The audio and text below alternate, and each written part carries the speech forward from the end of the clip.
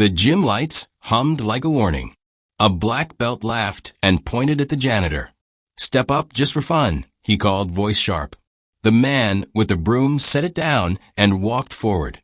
Phones rose like tiny compasses, aiming to capture a show. 10 seconds later, the laughter died on someone else's tongue. Watch until the end to see how this incredible story unfolds, and let us know what time you're watching today. That night, the gym smelled of hot rubber and old liniment, the fluorescent lights humming like a distant generator. The mats were a patchwork of scuffed paint and whispering memories.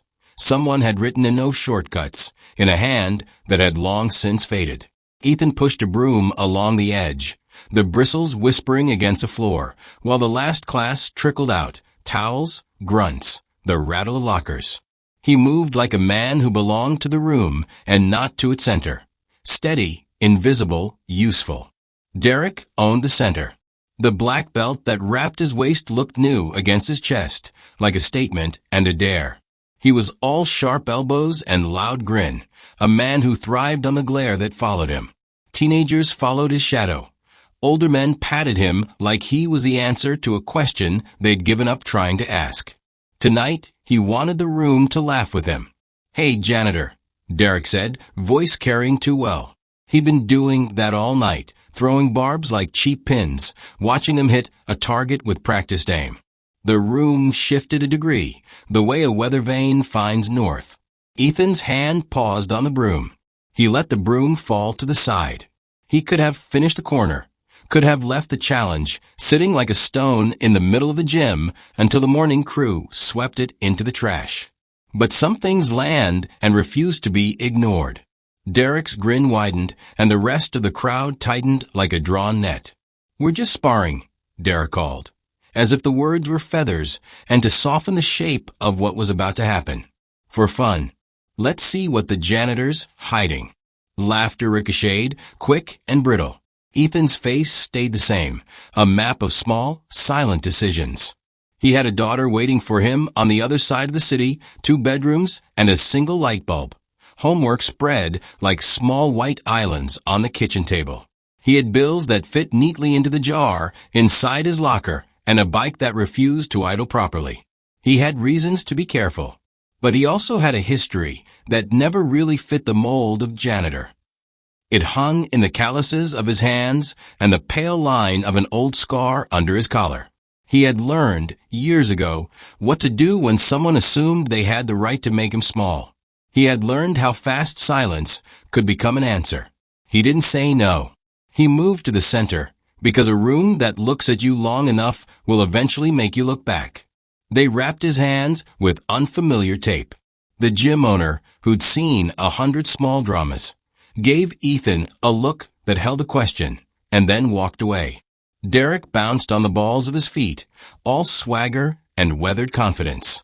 The black belt seemed to fill every angle of the floor like a shape cut out of light. Ethan stepped forward and took a breath. He had no plan. He had instincts, and those sometimes stacked themselves into plans without needing permission. Derek dipped, casual, expecting the performance of a man who thrives on making others look smaller. The crowd leaned in. The first touch was nothing, a palm on a shoulder, a testing jab that barely disturbed the air. Then Ethan moved, economy without spectacle. He didn't shout, didn't flourish. His body found leverage where Derek had arrogantly left none, and he used weight like a simple fact. The motion was quiet, a curve rather than a shout. In the space of a heartbeat, Ethan guided Derek's arm, shifted his balance, and in a way that felt less like violence and more like a correction, folded him into a position that made the room hold its breath. 10 seconds is not long. The clock over the front desk marked it in a lazy, indifferent sweep. In the gym's quick-time math, the sound of someone landing, the muffled thump of a body taking weight, the moment stretched and shrank at once. Derek tapped. At first it was a single, shocked slap to his own thigh, then another, the second one loud enough to slap the air and be heard. Silence fell like a curtain, the kind that comes when an auditorium forgets the next line of its play. People didn't move. Cell phones hung in hands like questions. Some faces reddened with the sting of being wrong. Others folded into the quick, embarrassed grin of having cheered too soon. Derek's jaw worked. His eyes searched Ethan's face for the punchline of a joke he'd never quite been told. Ethan stood up straight, palms open as if to show he had not hidden anything. For a beat the gym was newly and painfully awake to the possibility that the world was not entirely visible at first glance. Derek used the sound of his own approval, tasted confusion.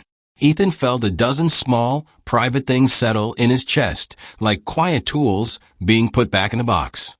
He had not come for spectacle. He had come because some assumptions called for correction. One of the teens blurted out, "How?" The question hung there, a shorthand for everything people wanted to know but feared to ask. Ethan only smiled once, a short, almost apologetic thing that made his eyes fold a little. He picked up his broom as if retrieving a forgotten piece of identity and started sweeping again. The motion was ordinary, a return to weekday obligations, but there was a new weight in the room, a tension like a second air.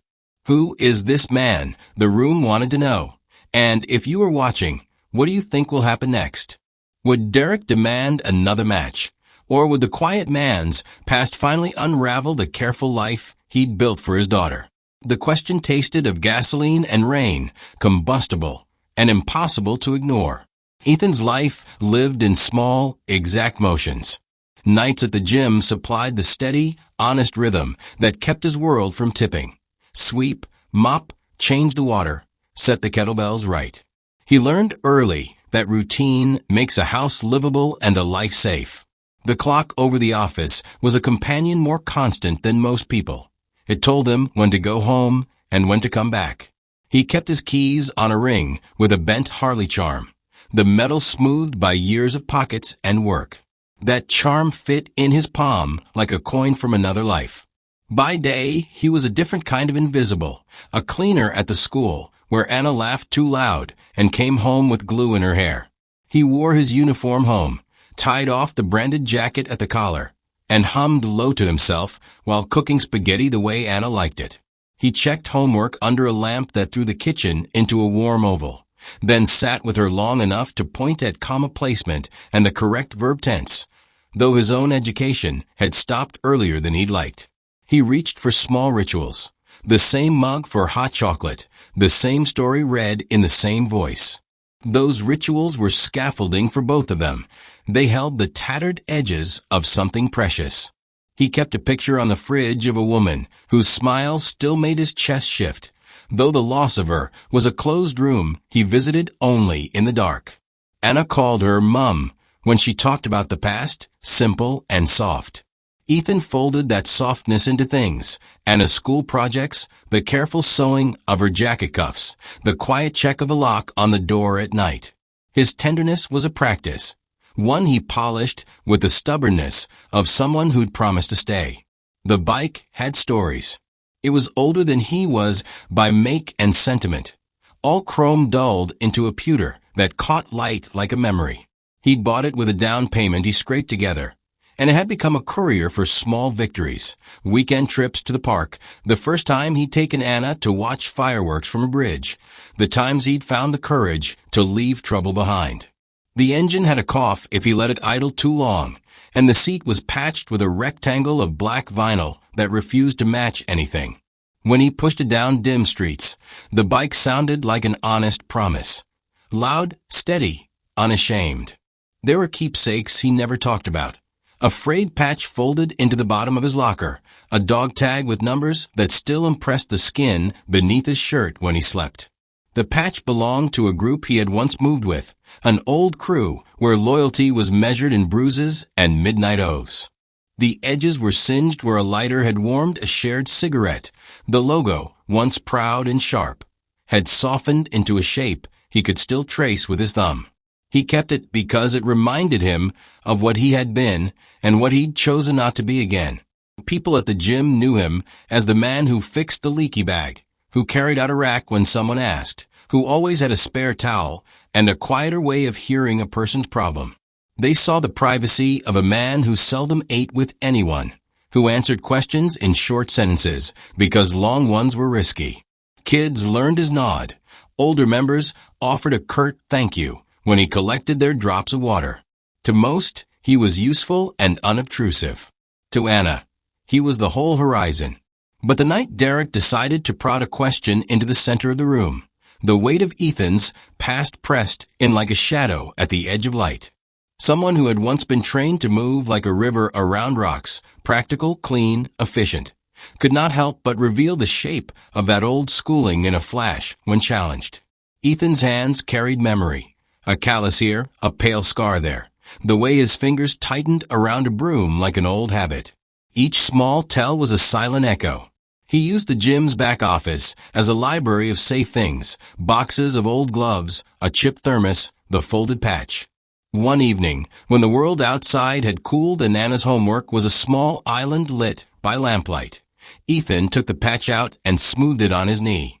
He did not speak the name of the group. He only traced the frayed edges and felt the pull of an image.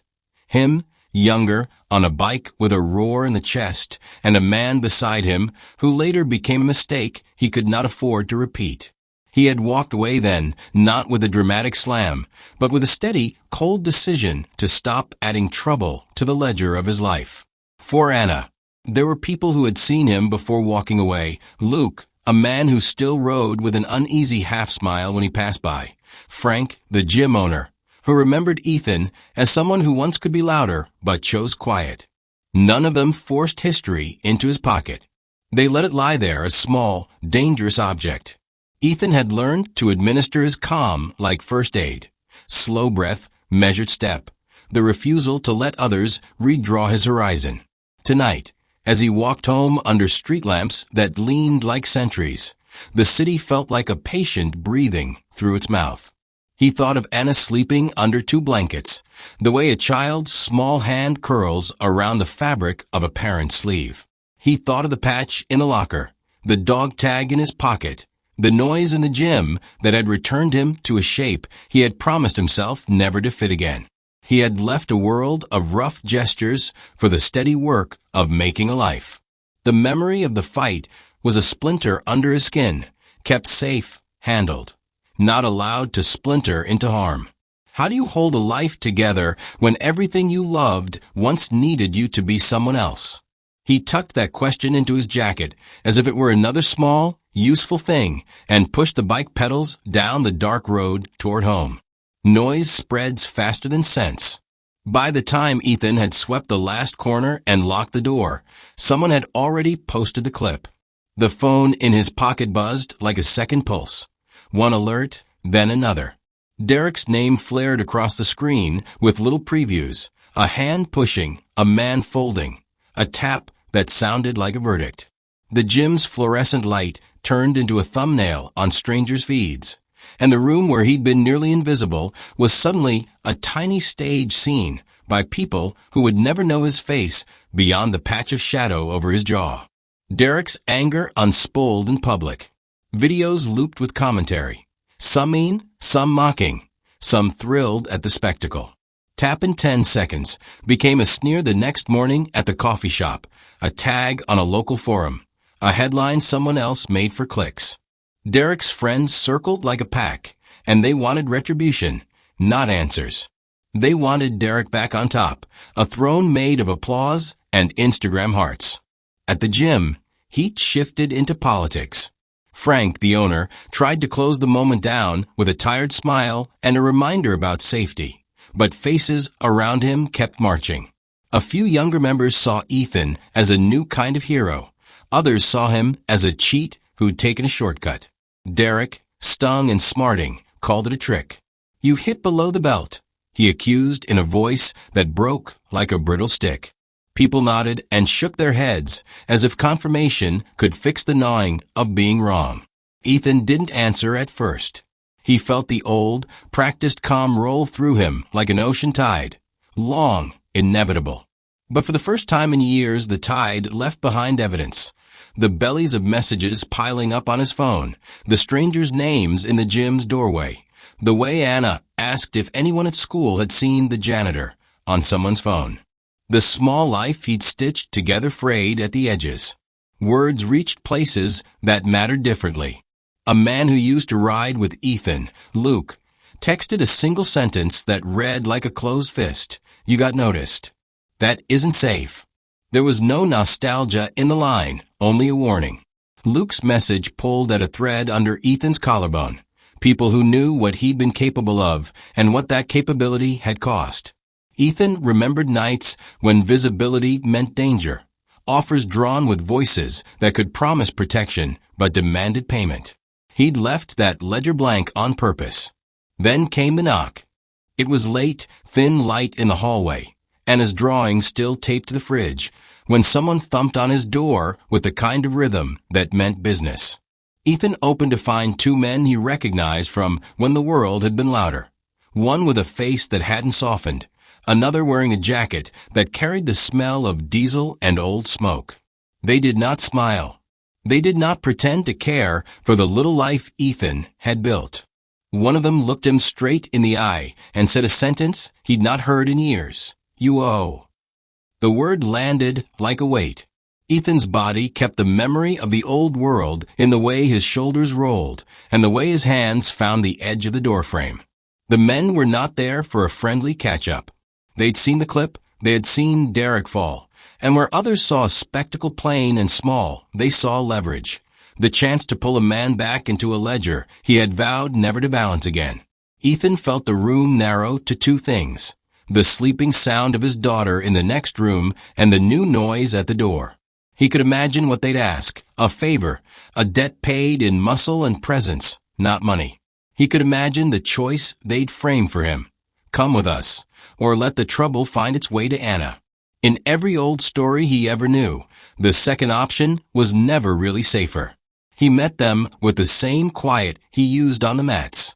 "Not tonight," he said. Two words with the heft of an entire life folded inside. The men exchanged glances, the kind that test patience and find it thin, then left with promises that weren't promises at all. Insinuations that they'd be back, and that patience is a currency that runs out. After they left, Ethan sat at the kitchen table and watched the light on the wall. The patch folded in his locker felt suddenly heavier. He imagined Derek in the mirror of the gym, the way ego looks when it gets bruised, the way it asks for restitution at the cost of someone else's quiet. He thought of Anna and the small ritual of dinner, of homework, and the bedtime story about a brave knight who chose to build rather than fight. The clip had done something practical and something dangerous. It announced a past he'd been burying and invited people to dig. For some, Ethan had become a puzzle, a man who could be either a hero or a threat depending on the angle. For others, he was interference, an insult that required erasure. For those old men at his door, he was a key to old balances. He turned the phone face down and unpeeled a piece of toast like a ritual. He kept the cutlery in order and moved silently, the domestic choreography of someone who had practiced peace. But beneath each motion, a calculation ran. If Derek pushed, the gym could burn into a circus. If the men wanted more, Anna could get swept in. If he stood and fought, the ledger would open wider than he could handle. A thought he'd locked away resurfaced in the quiet. Sometimes not answering is an answer. But what if silence becomes an invitation? How do you keep a promise to a child when the world keeps asking you to be the man you once were? He pressed his thumb against the worn patch in his pocket and felt the fray between his fingers. Outside, somewhere, people shouted Derek's name like a call to arms. Inside, the house hummed with the gentle rhythm of an ordinary life that now had one foot on a tightrope. Ethan's decision stretched ahead of him, long and sharp as a line on the map, to protect the quiet or to meet the noise head-on. What would you do in his place? The small voice in the room asked. Step back into a life you vowed to leave, or guard the fragile peace you have, whatever the cost. The morning after I felt like the gym had a bruise. People kept touching the air like it might still throb. Conversations thinned into cautious glances. Posters on the bulletin board, childcare flyers, protein shake coupons, now had a new edition taped over them. a crudely printed plea from Derek for a rematch, bold type promising true sport, and no tricks. He'd plastered it within hours, like a man trying to glue his pride back together with paper and ink. Derek moved through the gym like a man who believed attention owed him payment. He wanted witnesses, and he wanted them angry for a reason he could point to. He found the crowd that craved spectacle and fed them. He called Ethan a cheat in the same breath he demanded an apology, as if both would restore balance. The language of repair had teeth in it. He wanted Ethan exposed, publicly corrected. "Do it in the ring," Derek told Frank, loud enough that the towels on the bench shifted. "Filmed. No tricks. Fair." Frank rubbed his temple and counted the ways he'd learned to defuse men like him. "Keep it safe, Derek. Rules, gloves, time limit. No mean play." Derek scoffed. "Rules won't fix what you did. You don't get to make me look small and walk away." Ethan listened from behind the counter, folding clean towels until the white stack felt like armor. He could have walked out. He could have let the motion of daily labor lock, sweep, light off, pull him away. Instead, people's eyes kept finding him, as if someone had left a small light on in a dark room. Word spread faster than patience. The rematch wasn't just talk. It turned into a planned spectacle, scheduled for Saturday night with more posters and a social feed promising a clean finish. Derek's friends posted memes. Comments multiplied like mouths. The gym filled with the tense electricity that comes before storm. Anticipation sharpened into rumor. Then Luke appeared. He didn't come with swagger or grand overtures. He stood at the doorway in a coat that had known rain, hands stuffed in pockets, looking older in the way older men look when they've kept their teeth for the hard lessons. Ethan recognized the tilt of his chin, the old shorthand of riding together. Shared roads, shared mistakes left behind like cigarette butts. Luke's face held a question and a warning both. "Are you serious about not answering?" he asked without preamble. Ethan rubbed the back of his neck. "I don't want trouble." Luke's laugh was a sound that had once been warm. Now it was flat. "Trouble found you when someone put your face on a screen. You duck, it pushes harder. You stand, it remembers." "That's the point," Ethan said. "I left that life. I have a kid." Luke's eyes softened for a heartbeat. "I know. That's why I'm here. Not to pull you back. To make sure you don't get pulled in." But other people were already trying to pull. Derek's circle began to show up more often, lingering with too wide shoulders and comments that tested the room. One of them, Tommy, muttered about lessons and laughed too loud when Ethan moved past. The gym's regulars split into clusters, the ones who wanted drama, the ones who wanted safety, the ones who wanted to see if the quiet man would finally make noise. At the school, Anna's lunchbox sat on a desk with a neon sticker. She came home humming about a classmate who'd seen the clip. "Daddy, someone said you were cool," she said, eyes wide and proud. Ethan forced a smile and folded her jacket, and for a moment the small domestic world he kept seemed intact.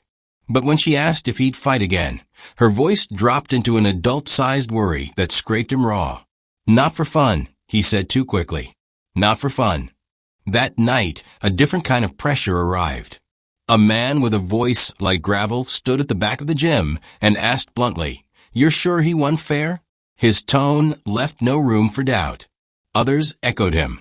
The question carried an undercurrent. If Ethan wasn't going to defend his honor, maybe someone else would, by force, by intimidation, by turning the rematch into a confrontation with no rules at all.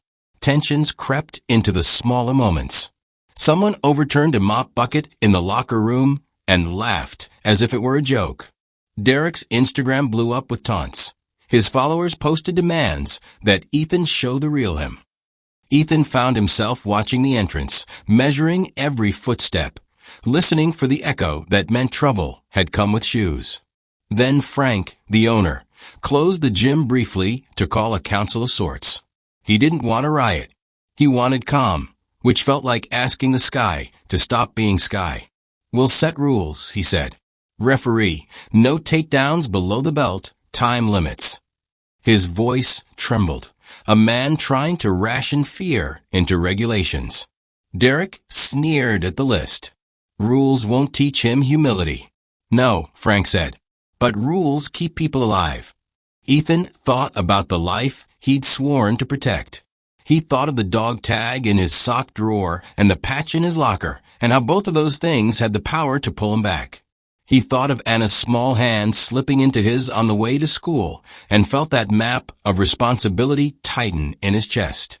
As plans for the rematch hardened, the world outside the gym changed too. A neighbor posted a warning on a local message board. Parents called the school to ask if their kids would be safe, and a local reporter, ever hungry for a good story, left a voicemail for Frank that promised attention.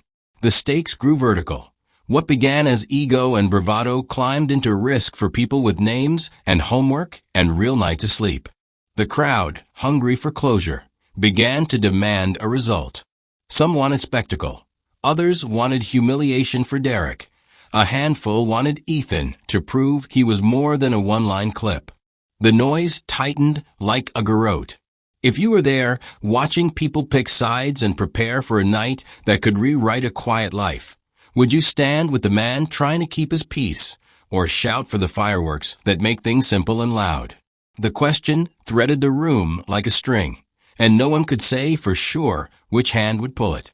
That night the city seemed to lean in, as if it wanted to listen to whatever part of him still held that old story.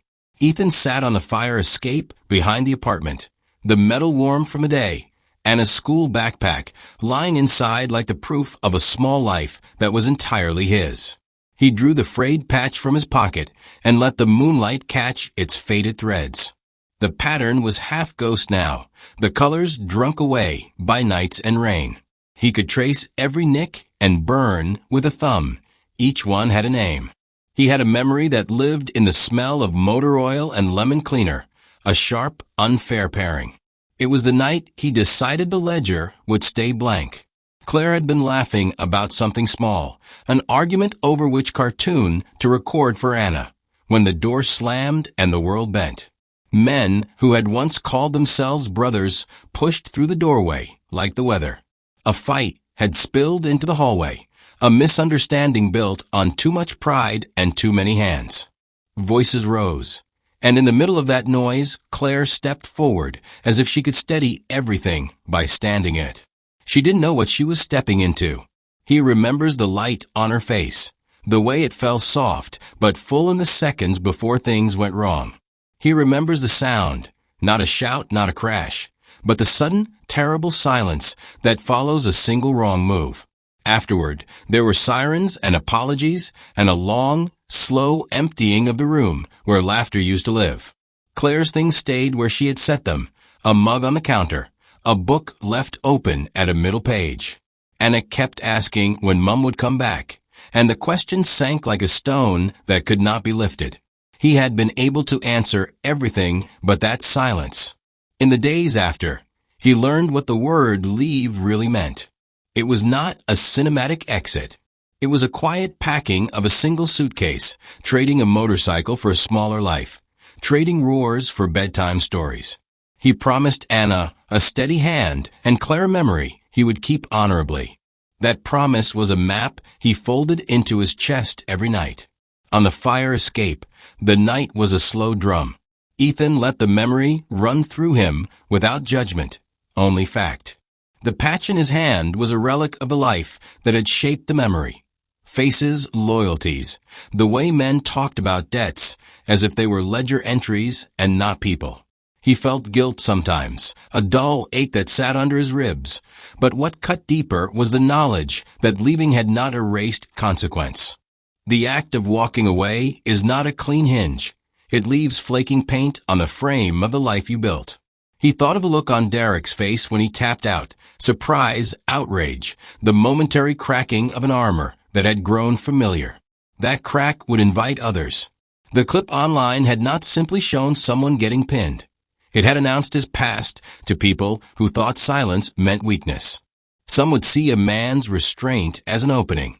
Others would want to test whether he could be pushed. There was a small, private ritual he kept, a record of words he would never say aloud. On a torn piece of paper in the bottom of his locker, he had written, "For Anna, always choose the shelter." The phrasing was clumsy, but the meaning was precise. Shelter could be shields or distance, a teacher's patience or the refusal to be baited. That night the paper felt both heavier and more fragile than the patch. He let the room become very small, close enough to hear the hiss of the traffic below, loud enough to count the breath between his ribs. He slowed his breathing in a way that felt like unfastening something. Inhale, hold, let out. The fire escape creaked under him. Somewhere, a dog barked and then stopped. For a breath, the world narrowed down to one sound, Anna's soft, even sleeping breath behind the door. It steadied him in a way nothing else did. In that moment, nothing heroic was needed. A father's vigil was an ordinary, stubborn stake in the ground. Regret was a blunt instrument. It did not tell him how to move. It only told him what it bruised. The memory of Claire taught him the limit of violence, how quickly it could strip a life into things that didn't fit together anymore. That lesson had kept him from returning, from answering every call to show force. But this new pressure, men at his door, Derek's furious posters, a crowd hungry for a rematch, tested the seam where he kept his promise. It made him ask whether restraint alone would protect the small life he had built. He thought, with a tenderness that surprised him, of the storybooks he read to Anna, the ones where heroes wore more than fists, where they built bridges or opened doors. Maybe protection could be crafted like that, careful, patient, taught. Maybe there was a way to give Anna strength that did not involve him stepping back into the ledger. He pictured classes where kids learned balance and boundaries, evenings where discipline sounded like encouragement, not threats. The idea flared like a lamp. And then he paused. Silence moved in, not empty but full, the kind of quiet that arrives when a room stops speaking for a moment and listens. He pressed his forehead to his knees and let the night hold him. The pause was a hinge. The small sound of his breath was a metronome. He stayed like that long enough to feel his decision find a shape. When he stood and folded the patch back into his pocket, it did not feel like burying the past. It felt more like honoring it, putting it somewhere he could reach, but not where it could pull. He walked inside on the soles of his shoes and stopped beside Anna's door. Her light was a small, dim star. He rested his hand lightly on the doorknob and did not wake her. Sometimes a promise is made in the small restraint of a father who chooses to keep a child's night sacred. If you were watching, would you see a man running from who he was, or making room for who he needed to be? The question sits with him still, and he carries it like a second, necessary patch, soft, honest, and stitched with care. They turned the gym into a theater that night, rope strung, a borrowed ring set under harsh lights, chairs pulled into neat rows like teeth. People filled the space with a hunger that had nothing to do with sport. They wanted a clear ending. Derek swaggered in with a kind of entourage that smells of cheap cologne and certainty. He wore his confidence like armor. The rematch was supposed to be theater and vindication, but underneath it, all the air tasted like something about to break. Ethan had come because he could not stand watching the scaffolding of his daughter's world be ripped down for someone's pride. He watched from the doorway for a minute, the broom he never truly put away tucked under one arm like a talisman. For once his breath measured the room. Each inhale cataloged the faces that might watch him fall or lift him up. Anna's homework lay at home folded into neat stacks. His promise to her felt different now, a thing he could not explain away with silence. "Keep it clean," Frank said, stepping between the men like he was trying to hold the room together with his palms. He'd set rules, not for spectacle, but for safety. Derek laughed them off, but the crowd murmured, restless, some calling for an uncompromising finish. Ethan's presence only poured gasoline on the flame. They stepped into the ring with the reluctant showmanship of gladiators who know the cameras need a fight. Gloves slid on, tape stretched and clicked. small mechanical rituals. The referee's voice was thin, the ring lights bored holes into foreheads, and the crowd hunched like a pack, waiting for the faintest blood. The bell rang. For a breath the world shrank to two men and the space between them. Derek danced, loud and wide, aiming to make everything theatrical. Ethan moved differently, minimal, economical, his body a language stripped of bravado. He didn't throw for spectacle. He tested angles, nudged to balance, watched the small way Derek's shoulders answered him. The crowd thought they had come to watch fireworks. Then Derek made a mistake, a committed lunge driven by desperation rather than technique. He reached for a quick humiliation, and in the reach he left himself vulnerable. Ethan closed in with the gentleness of a man who understood the cost of fury. He did not strike with force. He redirected with a kind of precision that looked almost like writing. An arm guided, a hip adjusted, Derek's center shifted, and the audience, hungry for show, saw the choreography of someone with old training moving with a new, deliberate restraint. Derek went down like someone who'd been shown a mirror.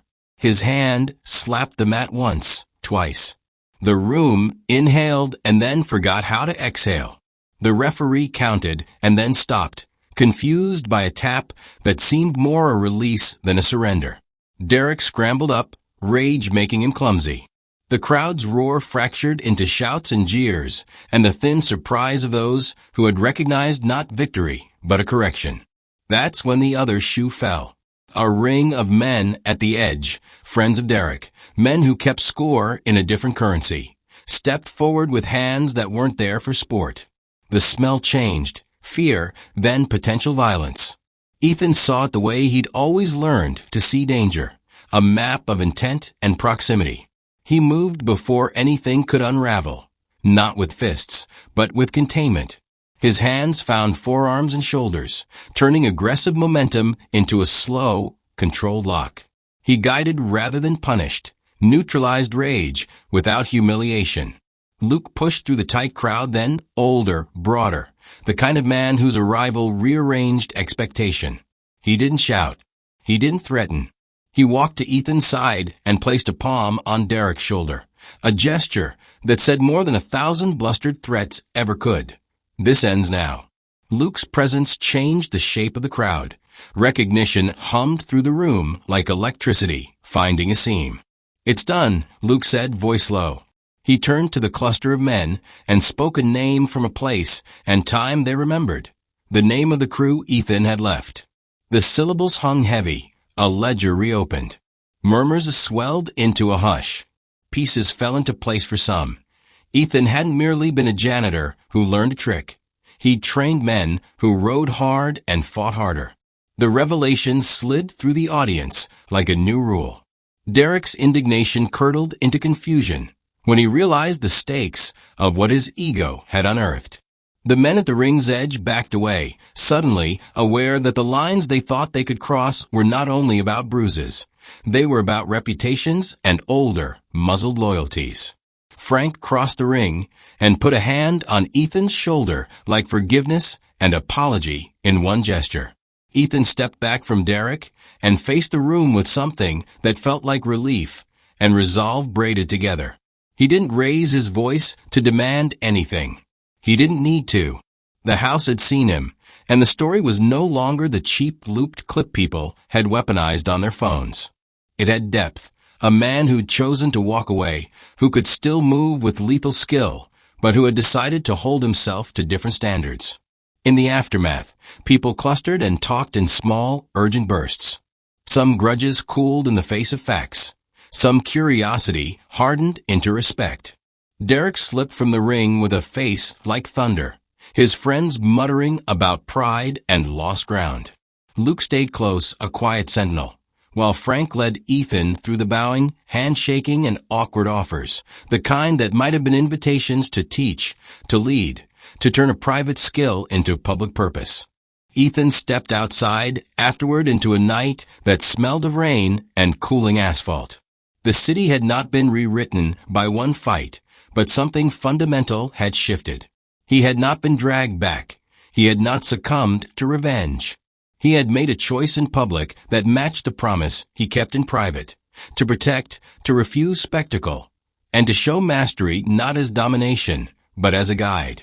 On the walk home, his phone buzzed messages, offers, warnings, the noisy detritus of a world that loved to editorialize. He answered one carefully, then another. He thought of Anna and of the small life waiting behind the door. He had not fixed everything.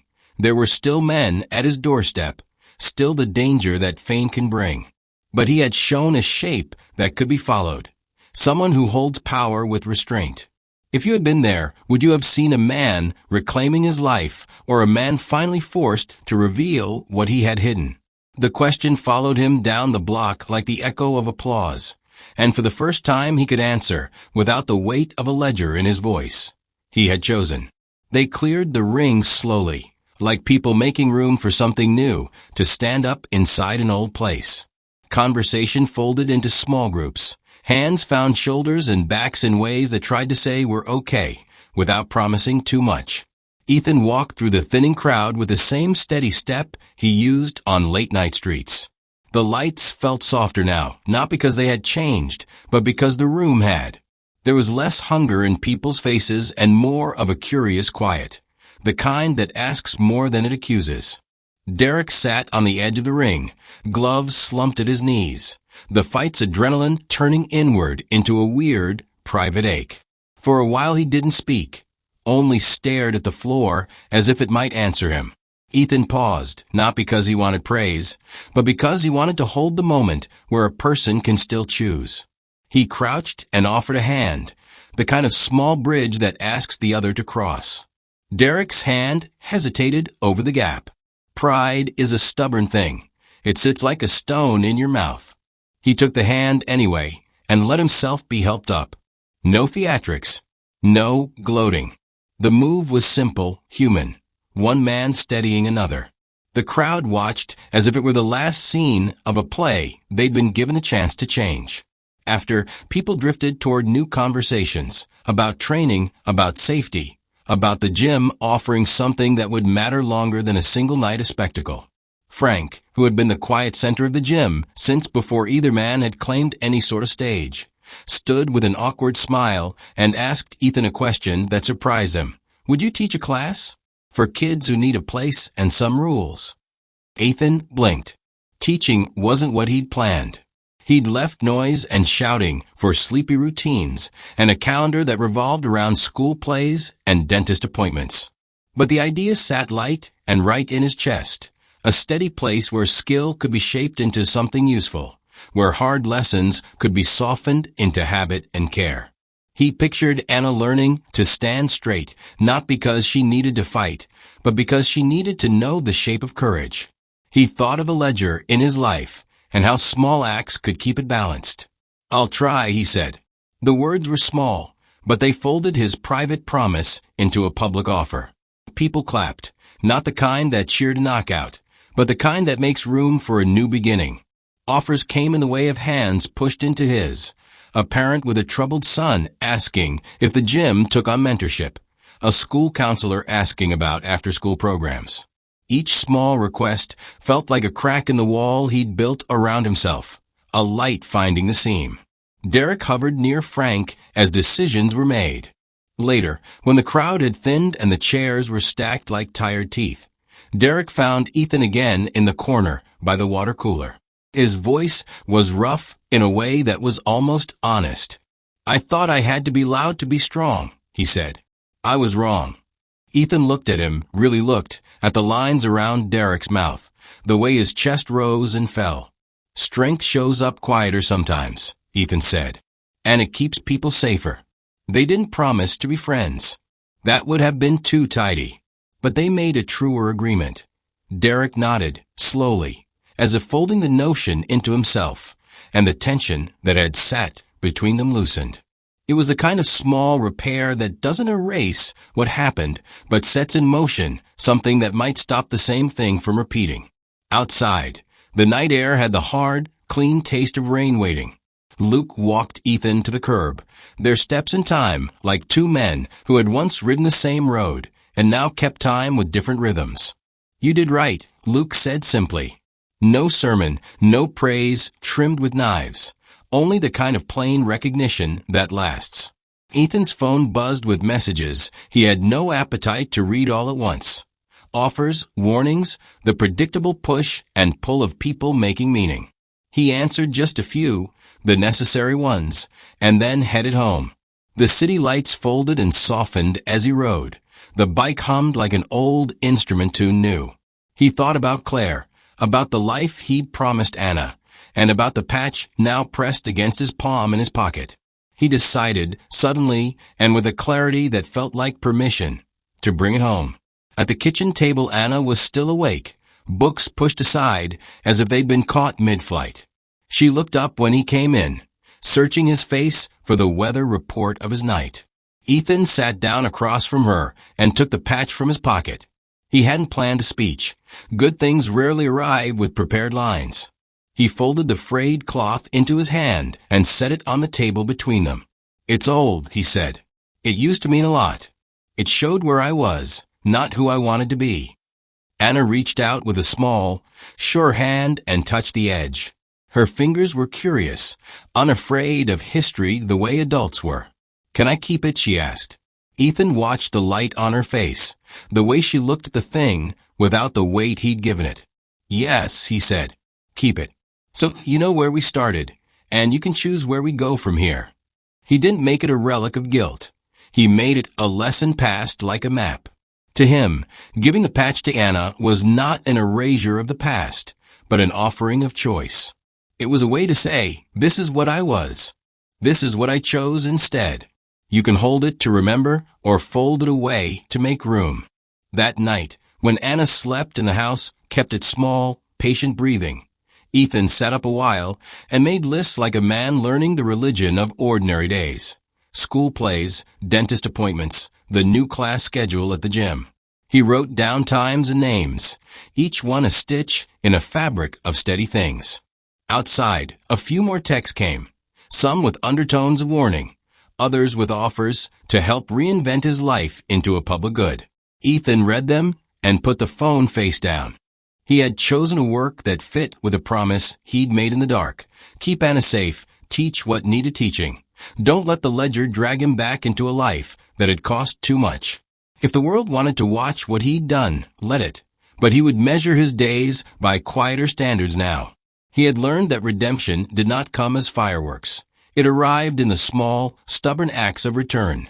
Teaching a kid to stand without flinching, bringing a child home on time, handing down a frayed patch so the next generation could read it differently.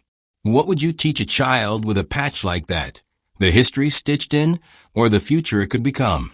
He kept the patch folded like a small, private map, soft between thumb and palm, edges frayed but honest. Months after the rematch, the patch no longer sat in a locker or burned in a pocket.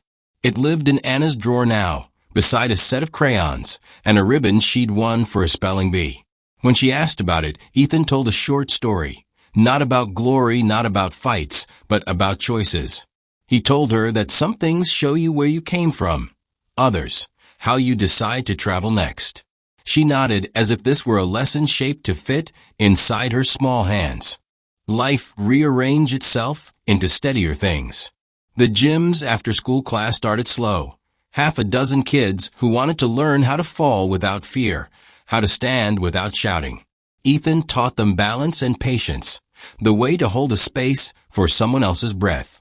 He taught technique the way he'd wanted someone to teach him, without theater, without humiliation, with a vocabulary of respect.